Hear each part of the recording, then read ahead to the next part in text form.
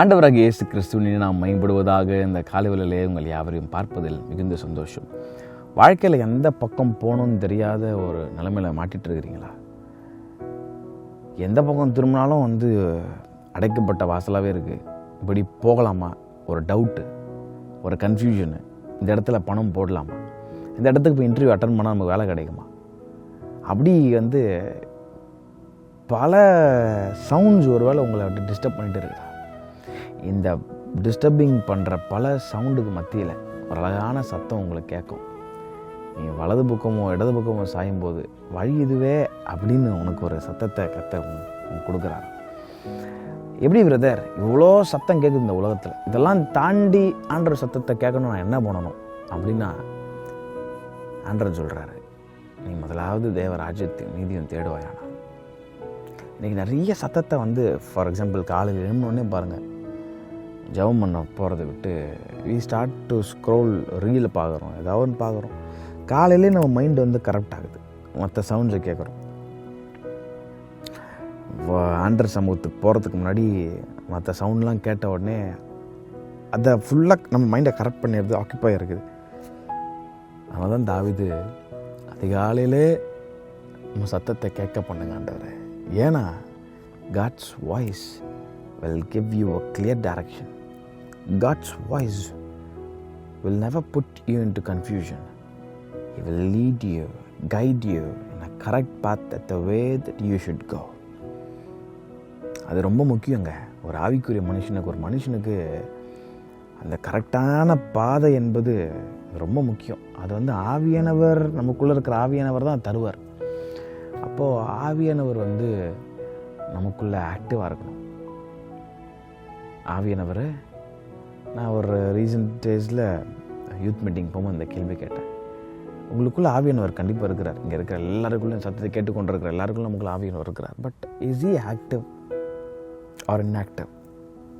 அவர் ஆக்டிவாக வச்சுட்டு இருக்கிறோமா? நம்ம அவர் பேசுகிறது கேட்க முடியுதா? அவர் டே இங்கே போடா, இந்த மாதிரி பண்ணாதடா, ஒரு தப்பான வழி போகும்போது ஒரு சமாதான குறைவு, ஒரு ஒரு ஒரு பயம், அதெல்லாம் நமக்கு இருக்கா? இன்றைக்கி எதுவுமே எனக்கு தோணல பிரதர்னா ஷுட் பி வெரி கேர்ஃபுல். அப்போ ஆவியானவர் அங்கே இன்ஆக்டிவாக இருக்கிறாருன்னு அர்த்தம். ஆவியானவருக்கு நம்ம ரெண்டு காரியம் பண்ண முடியும். ஒன்று, அவர் வேறு துக்கப்படுத்த முடியும். நீங்கள் முத்திரையாய் பெற்றுக்கொண்ட பரிசுத்த ஆவியானவரை துக்கப்படுத்தாதிருங்கள் இருக்குது. ரெண்டாவது, ஆவி அவிழ்த்து போடாதீர்கள் இருக்குது. டு நாட் குவென்ச் த ஹோலி ஸ்பிரிட்னு இருக்கு. குவென்ச்னா என்ன அர்த்தம்? ஒரு விறகை நல்லா எரிய விடுறீங்க, அது ஒரு கட்டையெல்லாம் அடுக்கி மேலே கெரோசின் பெட்ரோல்லாம் ஊற்றி இது போட்டிங்கன்னா நல்லா உடனே பற்றிக்கும். அப்படி பற்றிட்டு எரிகிற ஒரு இதில் ஒரு தண்ணி ஊற்றி பாருங்களேன், உடனே அணையாது. அது என்ன ஆகுனா மறுபடியும் எரியும். ஒரு 10 வாட்டி தண்ணி ஊற்றி பாருங்களேன், அழிஞ்சு போயிடும். அதனால தான் கேட்டேன், இந்த ஆவியானவர் என்பவர் அவர் நமக்குள்ளே ஹீ இஸ் அ பர்சன். ரீசெண்டாக ஒரு பாஸ்டர் பிரசங்கம் பண்ணுறதை கேட்டேன். இயேசு கிறிஸ்து இந்த உலகத்துக்கு வரும்போது அவருக்கு ஒரு பேர் கொடுக்கப்பட்டிருந்தது, இம்மானுவேல். அப்படின்னா காட் இஸ் வித் அஸ். ஆனால் இயேசு கிறிஸ்து இந்த உலகத்தை விட்டு போகும்போது, நான் உங்களை தனியாக விட்டு போக மாட்டேன், உங்களுக்கான ஒரு ஆவியானவர் அனுப்பிட்டு போகிறேன் அப்படின்னு சொன்னார். அவர் உங்களை சகல சத்தியங்கள் நடத்துவார், பாவத்தை குறித்தும் நீதி குறித்தும் உலகத்துக்கு வரப்போகிற நியாய தீர்ப்பத்தை குறித்தோ கண்டித்து உணர்த்துவார். அவர் சகல நாட்களும் உங்களோடு இருப்பார். இப்போது காட் இஸ் வித் அஸ் அப்படின்னா இம்மானுவேல்னு அர்த்தம்.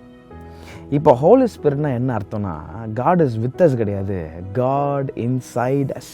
நமக்குள்ளாவே ஆவியானவர் இருக்கிறார். அப்போது கண்டிப்பாக அவர் ஆக்டிவாக இருந்தார்னா, 32ஆம் சங்கீதம் 8ஆம் வசனத்தில் இந்த படியும் நம்மளை நடத்துவார். நான் உன்னை போதித்து நீ நடக்க வேண்டிய வழி உனக்கு காட்டுவேன், உன்மேல் என் கண்ணை வைத்து உனக்கு ஆலோசனை சொல்லுவேன். அப்போது மை டியர் ஃப்ரெண்ட்ஸ், இந்த காலவெளியில் is holy spirit active in your life today? ஆக்டிவாக இருக்கிறாரா? அவர் இன்ஆக்டிவ்க்கு நிலைமைக்கு போகிறாருன்னா நம்ம அவரை துக்கப்படுத்தியிருப்போம். அவர் பல முறை சொல்லியிருப்பார், அதை குவென்ச் பண்ணியிருப்போம். ஆண்டவர் இதெல்லாம் ஒன்றும் இல்லாண்டவரே தண்ணி ஊற்றி அணைச்சி அது கடைசியில் எரியாதபடி பண்ணிடுவோம். அதான் குவென்ச். ஆக்டிவாக அவர் மாறணும்னா வசனம் உங்களுக்குள்ளே போகணும், அவர் சொல்கிறதுக்கு ஒபே பண்ணணும், அவரை கனம் பண்ணணும், அவரோட பேசணும். அப்போ தான் நம்மளை போதிப்பார், நடக்க வேண்டிய வழியை காட்டுவார், கண்ணை வைத்து ஆலோசனை தருவார். எத்தனை காரியமாக அவர் நம்ம வாழ்க்கையில் செய்ய போதும். ஸோ அவன்கிட்ட கேளுங்க, ஆண்டவரே ஐம் சாரி, நான் உங்களை ஒரு வேளை ஹர்ட் பண்ணியிருந்தேன், நான் மன்னிச்சிடுங்க. I want you to be active in my life. ஏன்னா ஒரு விஷயம் கூட ஒப்பு கொடுக்குறான்னு சொல்லி பாருங்கள். He will counsel you. எந்த பக்கம் போகணும் கரெக்டாக தெரியும் உங்களுக்கு. இப்படி போடா, இந்த பக்கம் போனால் நீ டெஸ்டினே இல்லை, கரெக்டாக போயிடுவேன். இந்த இடத்துல பணம் போட்டால் வந்து எங்கேயோ லாஸ் ஆகுதுன்னு சொல்லி கொடுப்பாரு. கரெக்டாக வந்து கல்யாணம் பண்ணாமல் கன்ஃபியூஸில் இருக்கிறியா, நான் உனக்கு கரெக்டான ஒரு நபரை நான் கொடுப்பேன்னு சொல்லுவார். ரொம்ப அழகாக நடத்துவார். Is very real. அவரை மிஸ் பண்ணிடாதீங்க. கர்த்தர் தாமே உங்களை அவரை ஆசீர்வதிப்பாராக. ஆமென்.